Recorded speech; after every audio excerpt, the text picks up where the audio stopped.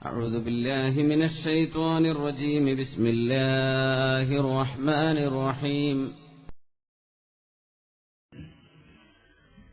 ولما قسى قلبي وضاقت مذاهبي جعلت الرجاء مني لعفوك سلما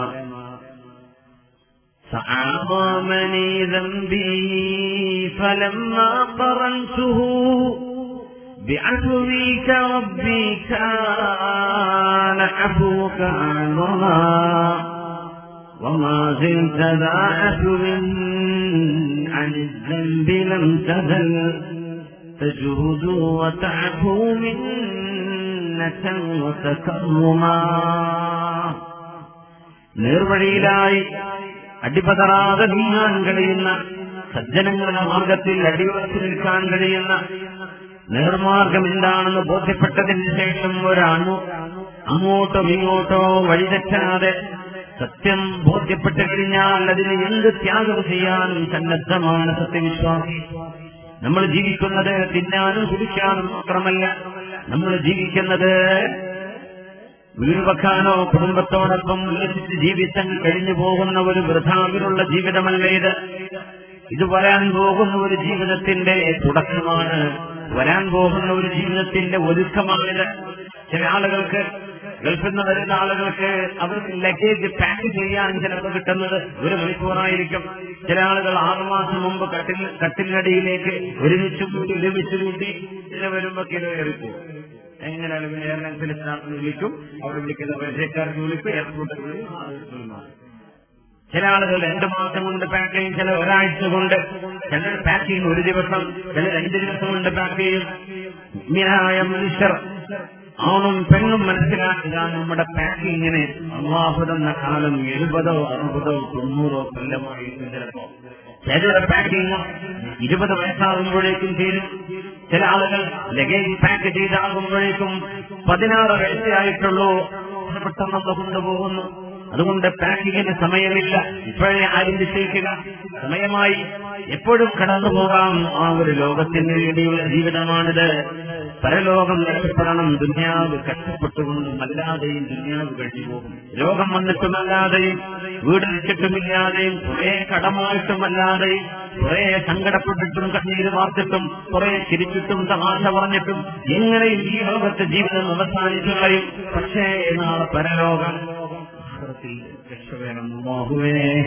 اللهم ربنا أحسن عاقبتنا وخاتمتنا في الدنيا اللهم ارزقنا فوز الآخرة ولذة النظر إلى وجهك اللهم നമ്മൾ ഈ ലോകത്തും പരലോകത്തും വിജയിപ്പിച്ചു തരട്ടെ. ആമീൻ യാ റബ്ബൽ ആലമീൻ. സന്മാർഗത്തിൽ അടിയുറച്ചു നിന്ന മഹത്തുക്കളുടെ മാതൃകയിലൂടെയാണ് നമ്മൾ കടന്നു പോകുന്നത്. മഹാനായ ഇമാം Ahmad bin Hanbal Abu Abdillah എന്നറിയപ്പെടുന്ന ഹദീസിന്റെ രംഗത്തെ ഏറ്റവും വലിയ ഹദീസ് എൻസൈക്ലോപീഡിയ എന്ന് പറയാവുന്ന മൗസൂഅത്തുൽ ഹദീസ് ലോകത്തിന് സമ്മാനിച്ച അൽ മുസ്നദ് എന്ന് പറയുന്ന ലോകപ്രസിദ്ധമായ ഗ്രന്ഥം 60,000-ഓളം സനദുകളിൽ നിന്ന് 40,000-ഓളം വ്യത്യസ്തമായ ഹദീസുകളിലൂടെ വലിയൊരു സമാഹരണം ഈ ഉമ്മത്തിന് കൈമാറിയ മഹാനായ ഇമാം അഹ്മദ് ബിൻ ഹംബൽ റളിയല്ലാഹു അൻഹു. ഇറാഖ് കണ്ട പ്രഗത്ഭനായ മഹാൻ അഹ്മദ് ബിൻ ഹംബൽ റളിയല്ലാഹു തആല 4 മദ്ഹബിന്റെ ഇമാമിങ്ങളിൽ ഇമാം ശാഫിഈ തങ്ങളുടെ ശിഷ്യനാണെന്ന് പറയപ്പെടും. പക്ഷേ ഇമാം ശാഫിഈ എന്ന് പറയും അഹ്മദ് ബിൻ ഹംബൽ എന്നവർ എന്റെ ഉസ്താദാണെന്ന് ഇമാം ശാഫിഈ എന്ന് പറയും. 1 വയസ്സ് താഴെയാണ് അഹ്മദ് ബിൻ ഹംബൽ ഇമാം ശാഫിഈ തങ്ങളെക്കാൾ. ഇമാം ശാഫിഈ തങ്ങൾ പറയും എന്റെ ഉസ്താദാണ് Ahmad bin Hanbal. Ahmad bin Hanbal പറയും എന്റെ ഉസ്താദാണ് ഇമാം ശാഫിഈ. ما تركت بعد بغداد وفيها رجل أدرى بأحاديث رسول الله من أحمد بن ഹംബലിനെക്കാളും ഹദീസ് അറിയുന്ന ഒരു പണ്ഡിതൻ ഞാൻ ഇറാഖ് വിടുമ്പോൾ കാണുന്നില്ലെന്ന് പറഞ്ഞാണ് ഇമാം ശാഫിഈ തങ്ങൾ ഈജിപ്തിലേക്ക് പോകുന്നത്. ഈജിപ്തിലേക്ക് പോകുമ്പോ ഇറാഖിലെ ഏറ്റവും വലിയ ഹദീസ് പണ്ഡിതൻ അഹ്മദ് ബിൻ ഹംബൽ മഹാനായ അഹ്മദ് ബിൻ ഹംബൽ എന്നവർ വലിയ ജീവിതത്തിൽ ആസ്വാദനങ്ങളും ആർഭാടങ്ങളും മാറ്റിവെച്ച് അല്ലാഹുവിന് വേണ്ടി കഷ്ടപ്പാടിന്റെ ജീവിതം നയിച്ച ഇമാം അഹ്ലുൽ സുന്ന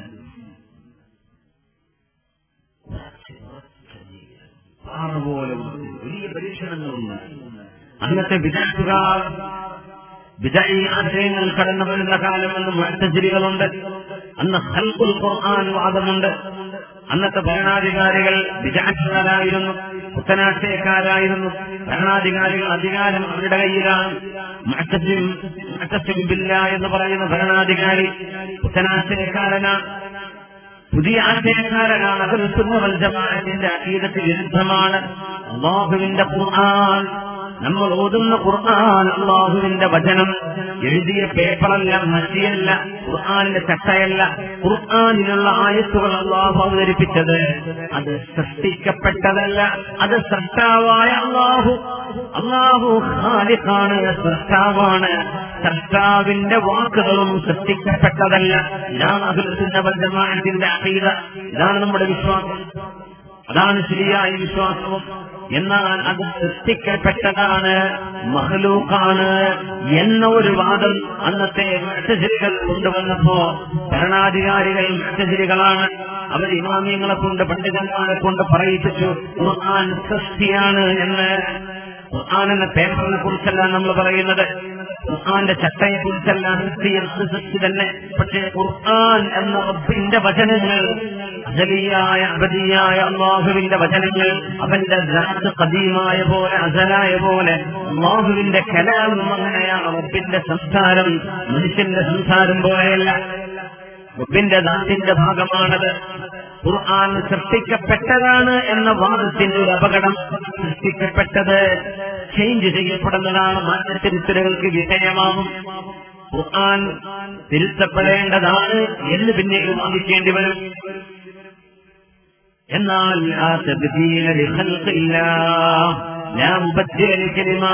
അല്ലാഹുവിന്റെ വചനങ്ങൾക്ക് മാറ്റത്തിരുത്തലുകൾ പാടില്ലെന്ന് ഖുർആൻ തന്നെ പറയുന്നു.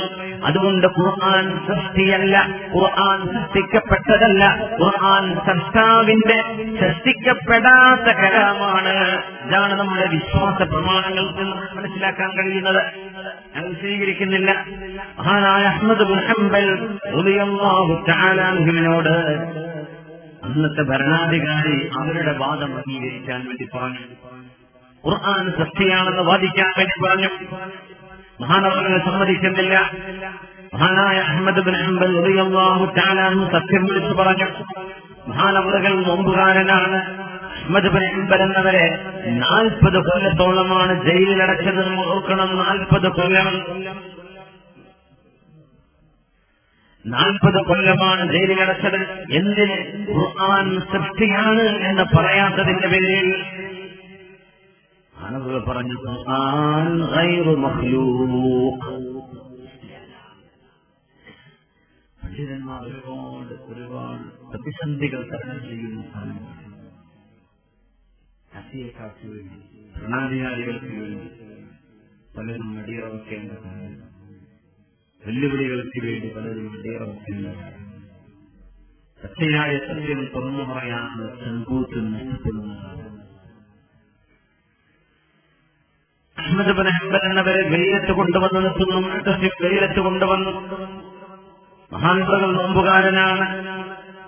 അടിക്കാൻ ചാട്ടവാറുകളുമായ ആളുകൾ വരുന്നു. ജല്ലാദ്, അടിക്കുന്ന ആളുകൾ, ആരാച്ചാറുകൾ എന്ന് പറഞ്ഞു. മുഅ്തസിം എന്ന ഭരണാധികാരി വന്നിട്ട് പറയുന്ന അഹ്മദ് ബിൻ ഹംബലെ, നിങ്ങളുടെ ജീവൻ എടുക്കാൻ എനിക്ക് കഴിയുന്നതുകൊണ്ട് ഞാൻ പറയുന്ന വാദം നിങ്ങൾ പറയണം. പറയൂല. അത് പറഞ്ഞില്ലെങ്കിൽ നിങ്ങളെ ഞാൻ ശിക്ഷിക്കും. നീ വേണ്ട പോലെ ചെയ്തോ. അടിക്കാൻ വേണ്ടി പറയുന്നു. ശുദ്ധയതൈക, നിന്റെ അടി നല്ല സ്ട്രോങ് വേണം, നന്നായി അടിക്കണം. ഇല്ലെങ്കിൽ നിന്റെ കൈ അല്ലാഹു മുറിക്കട്ടെ എന്ന് ചാട്ടവാറ് കൊണ്ടടിക്കുന്നവനോട് രാജാവിന്റെ ആജ്ഞയാണത്. അടിക്കാൻ അഹ്മദ് ബിൻ ഹംബലിന് വരിവരിയായി ചാട്ടവാറിന്റെ ആ കയറിന്റെ അറ്റത്തൊരു ബോളുണ്ട്, നല്ല ഭാരമുള്ളത്. അഹ്മദ് ബിൻ ഹംബൽ എന്നവർ അടി കിട്ടിയിട്ട് 5-6 അടി വരുമ്പോഴേക്കും അത്രക്കും ശക്തമായ അടിയാണ്. മഹാനായ പണ്ഡിതൻ അഷ്റഫുൽ ഹദീസുകൾ 40,000 ഹദീസുകളുടെ സമാഹരണം ഉമ്മത്തിന് കൈമാറിയ പ്രഗത്ഭനായ പണ്ഡിതൻ ഒന്നും വിട്ടുവീഴും, എഴുന്നേൽക്കും, അടുത്ത ആളോടടിക്കാൻ വേണ്ടി പറയും, അടിക്കണം, നന്നായി അടിക്കുകയെന്ന് രാജാവ് പറയുമ്പോൾ അഹ്മദ് ഇബ്നു ഹംബൽ റളിയല്ലാഹു അൻഹു നോമ്പുകാരനാണ്. മഹാനവറുകൾക്ക് അടി കിട്ടിയിട്ട് ബോധം കെട്ട് വീഴും. പറയും, മാറ്റിപ്പറഞ്ഞേക്കും, ജനങ്ങൾക്കറിയാം സത്യം എന്താണെന്ന്, നാട്ടുകാർക്കറിയാം സത്യം എന്താണെന്ന്. നിങ്ങളുടെ ജീവൻ രക്ഷിക്കാൻ നിങ്ങളെ ഞങ്ങൾക്ക് വേണം, നിങ്ങളെ ഈ ഉമ്മത്തിന് വേണം. അതുകൊണ്ട് നിങ്ങളൊന്ന് വെറുതെ പറഞ്ഞേക്കും ഖുർആൻ സത്യമാണ് എന്ന്. ഞാൻ പറയില്ല.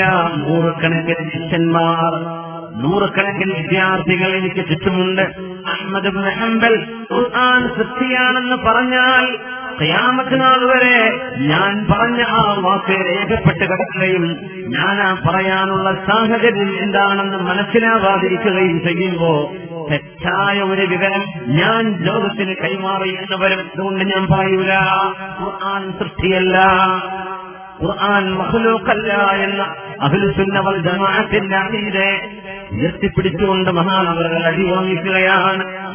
ചോദിച്ചു, വൈഹക യാ അഹ്മദ് മാ തഖൂൽ, അഹ്മദ് ഇബ്നു ഹംബലേ എന്ത് പറ്റി നിങ്ങൾക്ക്, എത്ര മോശമാണ് നിങ്ങൾ പറയുന്നത്, നിനക്ക് എന്താണ് വേണ്ടത്? പിന്നെ പറയുന്നു, അഅ്തൂനി ശൈഅൻ മിൻ കിതാബില്ലാഹി ഔ സുന്നത്തി റസൂലില്ലാഹ്, അല്ലാഹുവിന്റെ കിതാബിലെ ഒരു ആയത്തോ നബി തങ്ങളുടെ ഒരു സുന്നത്തോ എനിക്ക് തരൂ, എനിക്ക് തെളിവതാ നിങ്ങൾ, എനിക്ക് കിതാബോ സുന്നത്തോ എന്നതാ, എനിക്ക് നിങ്ങളുടെ വാദം അംഗീകരിക്കാൻ കഴിയില്ല എന്ന് വീണ്ടും വീണ്ടും സമർപ്പിച്ചുകൊണ്ട് പറഞ്ഞപ്പോ അഹ്മദ് റളിയല്ലാഹു തആല അൻഹു ബോധം കെട്ട് വീഴുന്നു അടികൊണ്ടിട്ട്. ചില ആളുകൾ ആ മഹാനെ ചവിട്ടി, കൊണ്ട് ചവിട്ടി. ബോധം തെളിഞ്ഞപ്പോ ആളുകൾ ചോദിച്ചു, നിങ്ങളെ ചവിട്ടിയത് നിങ്ങൾ അറിഞ്ഞോ? തിന്നാൻ വേണ്ടി ഗോതമ്പ് കലക്കിയ ഒരു ഭക്ഷണം കൊണ്ടുവന്നു കൊടുത്ത് സമീപ ആണവർ പറഞ്ഞു, എനിക്ക് വേണ്ട. അവർ പറഞ്ഞു, വെള്ളം കുടിക്കും, നിങ്ങളുടെ ചങ്കിലൊക്കെ ചോരയാണല്ലോ, ഒന്ന് ഛർദ്ദിച്ചു കളയും, എന്നിട്ട് ഈ ഭക്ഷണം കഴിച്ചോളൂ. ഇല്ല ഇല്ല ഇല്ല ഇല്ല, അല്ലാഹുവിന്റെ നോമ്പെടുത്തിരിക്കുന്നു ഞാൻ, എന്റെ സുന്നത്ത് നോമ്പിനാണ്, എന്റെ നോമ്പ് ഞാൻ മുറിച്ചില്ല. മഗ്രിബായി മഹാനവറുകൾ വെള്ളം കുടിച്ചതൊക്കെ ജയിലിൽ. എന്നിട്ട് നിസ്കരിക്കാൻ വേണ്ടി ഇബ്നു സമാഅ എന്ന് പറയുന്ന മുഅത്തസിമിന്റെ പള്ളിയിലെ ഇമാമ് അദ്ദേഹത്തിന്റെ പിറകിൽ നിസ്കരിക്കുകയാണ്. നിസ്കരിക്കുമ്പോൾ ശരീരത്തിലൊന്നാകെ ചോരയുണ്ട്.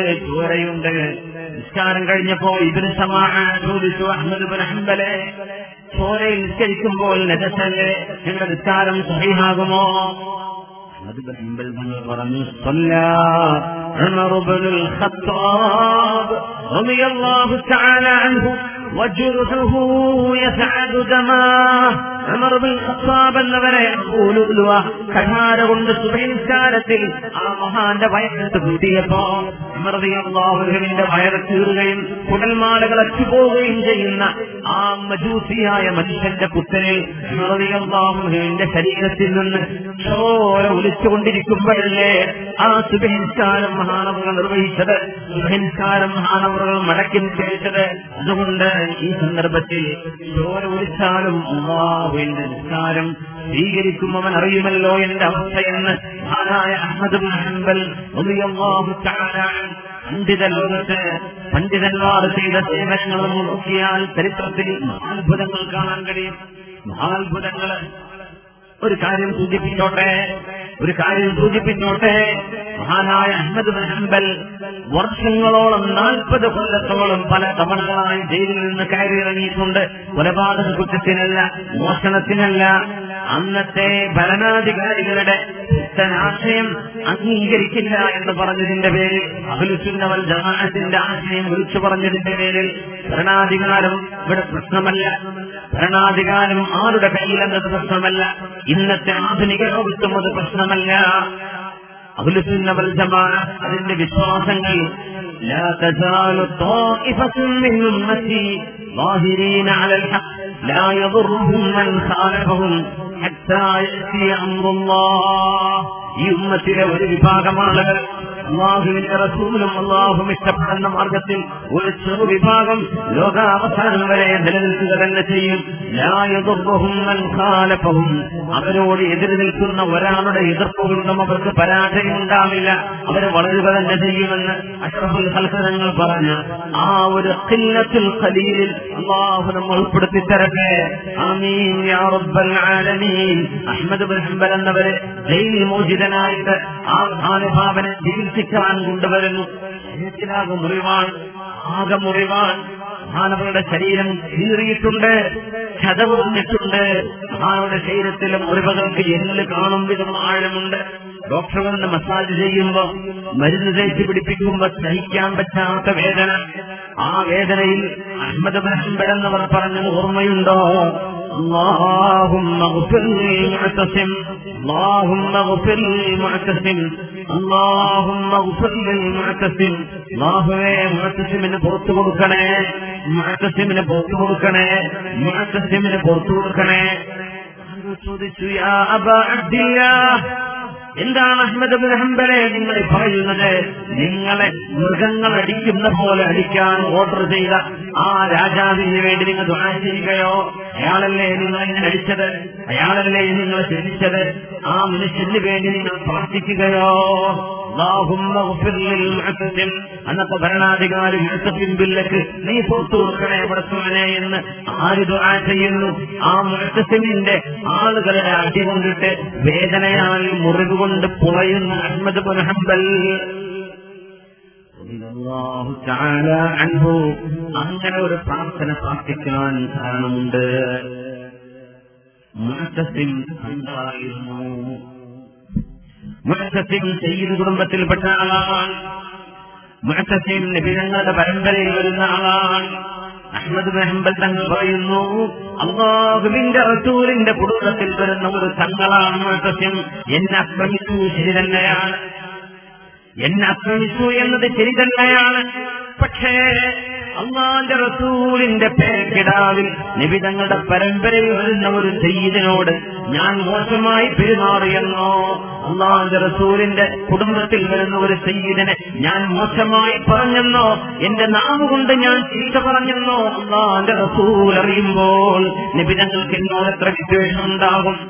എന്നാൽ എന്നെ ആക്രമിച്ച മുഅ്തസിമിനെ പുറത്തു കൊടുക്കണേ റബ്ബേ എന്ന് ഞാൻ ദുആ ചെയ്തത് മുത്ത് നബി തങ്ങൾ അറിയുമ്പോൾ നാളെ പരലോകത്തെ ഹബീബിന്റെ ശഫാഅത്തിന് അല്ലാഹു നൽകൂലേ? അത് പരീക്ഷിച്ചുകൊണ്ടാണ് മുഅ്തസിമിനെ പുറത്തു കൊടുക്കണേ എന്ന് ഞാൻ ദുആ ചെയ്യുന്നതെന്ന് 4 മദ്ഹബുകളിൽ പ്രഗത്ഭമായ ഹംബലി മദ്ഹബിന്റെ ഇമാം അഹ്മദ് ബിൻ ഹംബൽ റളിയല്ലാഹു തആല അൻഹു. നമ്മുടെ കാലത്ത് നമുക്കതിന് മാതൃകയില്ലേ? സയ്യിദന്മാരോട്, കണ്ണന്മാരോട്, മഹാന്മാരായ പാണക്കാട് സയ്യിദന്മാരോട് ആ ജന്മശത്രുത വെച്ച് കൊടുക്കുന്ന ആളുകൾ അറിയണം, ആഖിബത്ത് മോശമായി പോകും. മരിക്കുന്ന സമയത്ത് അനുഭവങ്ങൾ നിങ്ങളൊന്ന് നോക്കണം. അല്ലാഹുവിന്റെ ഹബീബിന്റെ കുടുംബമാണത്, ഹബീബിന്റെ കുടുംബമല്ലേ അത്? രാഷ്ട്രീയമായ വകതിരിവുകളോ ഏറ്റവ്യത്യാസങ്ങളോ നമ്മുടെ അഭിപ്രായ ഭിന്നതകളോ മാറ്റിവെക്കുക. ഹബീബിന്റെ കുടുംബത്തിലല്ലേ അവർ ജനിച്ചത്, ഹബീബിന്റെ ചോരയല്ലേ ആ കുടുംബത്തിലെ മക്കളിലൂടെ ശരീരത്തിൽ ഒഴുകുന്നത്. ആ സയ്യിദന്മാരോട് ആരെങ്കിലും മോശമായി പെരുമാറിയിട്ടുണ്ടെങ്കിൽ ജീവിച്ചിരിപ്പുള്ളവർക്കെന്ന് പൊരുത്തപ്പെടിച്ചോ? എത്രയോ അനുഭവങ്ങൾ, എത്രയോ കടുത്ത അനുഭവങ്ങൾ അനുഭവിച്ചറിഞ്ഞിട്ടുള്ളതാണ് കേരളീയമെന്ന് നമ്മൾ അറിയണം. മഹാന്മാരായ സയ്യിദന്മാരോട് പടപൊരുതിയവർക്ക് ജയിക്കാൻ കഴിയില്ല. പാണക്കാട് സയ്യിദന്മാർ അവരെ ചീത്ത പറയുന്ന ഒരാൾക്കും മറുപടി പറയില്ല. നിങ്ങൾ അറിയണം, മഹാനായ മർഹൂം മുഹമ്മദ് അലി ശിഹാബ് തങ്ങൾ കഴിഞ്ഞില്ലേ? മഹാനായ മർഹൂം ഉമർ അലി ശിഹാബ് തങ്ങൾ ഈ മഹത്തുക്കളെ കുറിച്ച് പോലും എന്തെല്ലാം പറയാൻ പാടില്ലാത്തത് നാടുനീളെ പറയുകയും മാഗസിനുകളിൽ ഫോട്ടോ വെച്ചിട്ട് അപമാനപ്പെടുത്തുകയും ചെയ്തപ്പോ പാണക്കാട് കുടുംബത്തിലെ ആരെങ്കിലും ഒരാൾ ഒരു സയ്യിദ് അതിന് മറുപടി പറഞ്ഞിട്ടുണ്ടോ? തിരിച്ചു മറുപടി പറയാറുണ്ടോ? പറയില്ല, മുമ്പിനെ പറയില്ല. അതവരുടെ ശൈലിയല്ല, അവരുടെ രീതിയല്ല. പക്ഷേ നമ്മൾ മനസ്സിലാക്കണം, ഹബീബിന്റെ കുടുംബം ഇവനങ്ങൾ ഹജ്ജത്തുൽ വിദാ കഴിഞ്ഞ് മടങ്ങി വരുമ്പോൾ, ഹജ്ജത്തുൽ വിദാ കഴിഞ്ഞു വരുമ്പോൾ ഗദീർ ഖം എന്ന് പറയുന്ന ഒരു പ്രദേശമുണ്ട്. അവിടെ ഒരു കുളമുണ്ട്. ആ കുളത്തിന്റെ അരികത്ത് നിന്ന് അല്ലാഹുവിന്റെ റസൂൽ സഹാബികളൊക്കെ വിളിച്ചിട്ട് ചില സാരോപദേശം കൊടുത്തു. ആ സാരോപദേശം ഇങ്ങനെയാണ്: എന്റെ അഹ്ലു ബൈത്താണ് ഫാത്തിമ, എന്റെ അഹ്ലു ബൈത്താണ് ഹസൻ ഹുസൈൻ, എന്റെ അഹ്ലു ബൈത്താണ് അലിയാർ എന്ന് പറഞ്ഞിട്ട് ഇവരെങ്ങൾ പറഞ്ഞു, തറക്തു ഫീകും അംറൈൻ, രണ്ടു കാര്യം ഞാൻ നിങ്ങളെ ഏൽപ്പിച്ചു പോവുകയാണ്. ലൻ തുദില്ലൂ മാ തമസ്സക്തും ബിഹിമാ, നിങ്ങളത് മുറുകെ പിടിക്കുന്ന കാലത്തോളം നിങ്ങൾക്ക് പരാജയം ഉണ്ടാവില്ല എന്ന് പറഞ്ഞ് നബിതങ്ങൾ പറഞ്ഞ ഒന്നിലേറെ ഹദീസുകളുണ്ട്. ചില ഹദീസുകളിൽ അല്ലാഹുവിന്റെ കിതാബും നബിയുടെ സുന്നത്തും കിതാബ് അല്ലാഹി വസുന്നതി എന്ന് പറഞ്ഞിട്ടുണ്ട്. എന്നാൽ ഗദീറുന്റെ ഹദീസ് എടുത്തു നോക്കുക, അല്ലാഹുവിന്റെ റസൂൽ പറയുന്ന വാക്കെന്താണ്?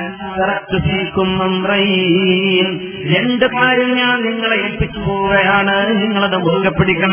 ലൻ തുദില്ലൂ മാ തമസ്സക്തും ബിഹിമാ, നിങ്ങൾ മുറുകെ പിടിക്കുന്ന കാലത്തോളം നിങ്ങൾക്ക് പരാജയം വരില്ല എന്ന് പറഞ്ഞ് ഇതങ്ങൾ പറഞ്ഞു. കിതാബല്ലാഹി വഇസ്റതി, ഒന്ന് പരിശുദ്ധ ഖുർആൻ, കിതാബുല്ലാഹ്, രണ്ടാമത്തേത് ഇസ്റതി, എന്റെ കുടുംബം, എന്റെ സയ്യിദന്മാർ, എന്റെ ഫാത്തിമയിലൂടെ ജനിക്കാൻ പോകുന്ന മക്കൾ, അവരുടെ പരമ്പരകൾ, സയ്യിദന്മാർ, തങ്ങന്മാർ, നിങ്ങൾ അവരെ ബഹുമാനിക്കണേ, നിങ്ങൾ അവരെ ആദരിക്കണേ, അവരെ അപമാനിക്കരുത്, അവരെ ചീത്ത പറയരുത്.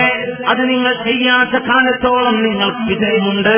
എന്റെ ഉമ്മത്തെ രക്ഷപ്പെടണമെങ്കിൽ അല്ലാഹുവിന്റെ കിതാബും ഈ ഉമ്മത്തിലെ ഹബീബിന്റെ പരമ്പരയെയും പൊന്നുപോലെ കാത്തു സൂക്ഷിക്കണമെന്ന് ഈ ഉമ്മത്തിനോട് യാത്ര പറഞ്ഞു വരുന്നവരിൽ ലഅല്ലി ലാ അൽഖാകും ഫീ മഖാമി ഹാദാ ബഅദ ആമി ഹാദാ, സഹാബികളെ ഇനി ഒരിക്കലൂടെ നിങ്ങളെ ഞാൻ ഇവിടെ വെച്ച് കണ്ടുമുട്ടുമെന്ന് എനിക്ക് തോന്നുന്നില്ല. അതുകൊണ്ട് ഞാൻ പറയട്ടെ, ഇസ്മഊനി, എന്നെ ശരിക്കും കേൾക്കണമെന്ന് സാരോപദേശം കൊടുത്തുകൊണ്ടാണ് വിധങ്ങൾ പറയുന്നത്. എന്റെ കുടുംബത്തെ നിങ്ങൾ ചീത്ത പറയരുത്, എന്റെ കുടുംബത്തെ നിങ്ങൾ കളിയാക്കരുത്, എന്റെ കുടുംബത്തെ നിങ്ങൾ അപമാനിക്കരുത്. എന്റെ കുടുംബത്തെ നെഞ്ചോട് ചേർത്ത് വെക്കുന്നതും എന്റെ ഉമ്മത്തിൽ ഈമാനിന്റെ അടയാളം എന്റെ അഹ്ലു ബൈത്തിനോടുള്ള സ്നേഹമാണെന്ന് അഷ്റഫുൽ ഖൽഖ് റസൂലുള്ളാഹ്. ഈ ഹദീസ് ആർക്കാണ് അറിയാത്തത്? അദ്ദിബു ഔലാദകും സലാസ ഖിസാൽ, നിങ്ങളുടെ കൊച്ചുമക്കൾക്ക് പോലും നിങ്ങൾ പഠിപ്പിക്കണം 3 കാര്യം. എന്താണ് ആ 3 കാര്യം? ഹുബ്ബി നബിയിക്കും, നിങ്ങളുടെ നബിയെ സ്നേഹിക്കാൻ പറയണം. വഹുബ്ബി അഹ്ലി ബൈതിഹി, ഹബീബിന്റെ അഹ്ലു ബൈത്തിനെ സ്നേഹിക്കാൻ പറയണം. വതിലാവത്തിൽ ഖുർആൻ, ഖുർആൻ ഓതാനും മക്കളെ പഠിപ്പിക്കണം. ഇത് 3ഉം ഒരു ബാപ്പ മക്കൾക്ക് പഠിപ്പിക്കേണ്ടതാണെന്ന് അഷ്റഫുൽ ഖൽഖ് പറഞ്ഞില്ലേ സല്ലല്ലാഹു അലൈഹി വസല്ലം. അതിന്റെ അടിസ്ഥാനത്തിലാണ് സയ്യിദന്മാരെ നമ്മൾ ബഹുമാനിക്കുന്നത്, ആദരിക്കുന്നത്. ആ ബഹുമാനം ഏതെങ്കിലും സംഘടനയുടെ ഭ്രാന്ത് തലയിൽ കയറിയിട്ട് അല്ലാഹുവിന്റെ റസൂലിന്റെ ഈ ആജ്ഞയെ നഷ്ടപ്പെടുത്തിയാൽ സ്വന്തം ആഖിബത്താണ് പിന്തുടരുന്നത് എന്ന് മനസ്സിലാക്കുക. അല്ലാഹു സൽബോധം നൽകട്ടെ, അല്ലാഹു സൽബോധം നൽകട്ടെ. തലക്ക് ഭ്രാന്ത് പിടിച്ചവർക്ക് അല്ലാഹു സൽബോധം നൽകട്ടെ എന്ന് സാന്ദർഭികമായി വിഷമത്തോടെ, വേദനയോടെ ഞാൻ പറയുകയാണ്. അല്ലാഹുവിന്റെ റസൂലിന്റെ കുടുംബത്തെയാണോ അപമാനിച്ചു കാണിക്കുന്നത്? ആരാണ് നമ്മളൊക്കെ? ആർക്കാണതിന്റെ ധൈര്യം വരുന്നത്? അതിന് മാത്രം വളർന്നവർ ആരാണ് ഈ ഉമ്മത്തിലുള്ളത്? അഷ്റഫുൽ ഖൽഖിന്റെ ചോരയോട് കളിക്കാൻ റസൂലുള്ളാഹി തങ്ങളുടെ കുടുംബത്തെ അപമാനത്തിന്റെ വാക്ക് വിളിക്കുന്ന ആളുകൾ. നാവുകൊണ്ട് ഇസ്തിഗ്ഫാർ ചെയ്തോളൂ, നാവുകൊണ്ട് അല്ലാഹുവിനോട് പാപമോചനം ചോദിച്ചോളൂ. ആ കുടുംബം ഇന്ന് ജീവിച്ചിരിപ്പുണ്ട് എന്ന് പൊരുത്തപ്പെടിക്കുക. നമ്മുടെ ആശ്രമം നന്നാക്കി തരട്ടെ. മുഅ്തസിമിന് പുറത്തു കൊടുക്കണേ. അല്ലാഹുമ്മ ഗ്ഫിർ ലിൽ മുഅ്തസിം, അല്ലാഹുമ്മ ഗ്ഫിർ ലിൽ മുഅ്തസിം, അല്ലാഹുമ്മ ഗ്ഫിർ ലിൽ മുഅ്തസിം എന്ന് അഹ്ലുസുന്ന വൽ ജമാഅത്തിന്റെ അഖീദയെ അടിയറവ് പറയാതെ ആഹ്വാനം ചെയ്ത മഹാനായ അഹ്മദ് ഇബ്നു ഹംബൽ റളിയല്ലാഹു അൻഹു തന്നെ ഇബ്ദം അടിച്ച് പരത്തിയിട്ട് തന്റെ ശരീരമാസകലം ആഴമുള്ള മുറിവുണ്ടാക്കിയ മനുഷ്യന് പുറത്തു കൊടുക്കണേ എന്ന് പറയുമ്പോ മുഅ്തസിം സയ്യിദല്ലേ, മുഅ്തസിം തങ്ങളല്ലേ, എന്റെ ഹബീബിന്റെ കുടുംബത്തിൽ വന്ന ആളല്ലേ, മുഅ്തസിമിന് പുറത്തു കൊടുക്കണേ എന്ന് ഞാൻ പറഞ്ഞാൽ നാളെ ഹബീബിന്റെ ശഫാഅത്ത് അർജൂ അൻ അനാല ശഫാഅത്ത് റസൂലില്ലാഹ്, അല്ലാഹുവിന്റെ റസൂലിന്റെ ശഫാഅത്ത് നാളെ എനിക്ക് അല്ലാഹു നൽകുമെന്ന് ഞാൻ പ്രതീക്ഷിക്കുന്നുവെന്ന് മഹാനായ ഇമാമു അഹ്ലുസുന്ന ഇമാമുൽ മുഹദ്ദിസീൻ മഹാനായ അഹ്മദ് ഇബ്നു ഹംബൽ റളിയല്ലാഹു തആല അൻഹു. അല്ലാഹു ഇസ്തിഖാമത്ത് നമുക്ക് നൽകട്ടെ. ആമീൻ യാ റബ്ബൽ ആലമീൻ. صلوا على النبي محمد وآله. اللهم صل على سيدنا محمد وعلى آل سيدنا محمد وبارك وسلم عليه. اللهم صل على سيدنا محمد وعلى آل سيدنا محمد وبارك وسلم عليه. ഒരുപാട് സ്വലാത്ത് നമ്മുടെ ഹബീബിന്റെ ഹളറത്തിലേക്ക് എത്തും. അല്ലാഹു എത്തിച്ചു കൊടുക്കട്ടെ, അവിടുത്തെ അല്ലാഹു സന്തോഷിപ്പിക്കട്ടെ.